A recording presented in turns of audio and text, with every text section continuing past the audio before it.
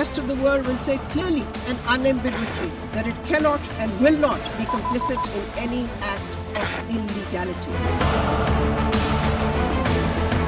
अक़वाम मुत्तहिदा में एक बार फिर पाकिस्तान ने फ़लस्तीन का भरपूर साथ दिया और जनरल असम्बली में पाकिस्तान ने फ़लस्तीन के हक में वोट दिया। अमरीका मुखालिफ करारदाद भारी अक्सरियत से मंजूर की गई। पाकिस्तान की मुस्तकिल मंदूब मुलिहा लोधी ने जनरल असम्बली के हंगामी इजलास से खिताब करते हुए कहा कि अक़वाम मुत्तहिदा फ़लस्तीन के लोगों की आखिरी उम्मीद है। अमरीकी सदर का फैसला आलमी कवानीन की खिलाफ वर्जी है। अमरीका को बताना चाहते हैं कि दुनिया बराए फरोख्त नहीं। उन्होंने कहा कि फ़लस्तीनियों की हिमायत पाकिस्तान की खारजा पॉलिसी का बुनियादी हिस्सा है।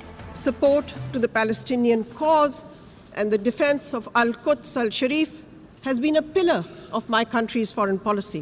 Our support remains unwavering and will always remain unwavering.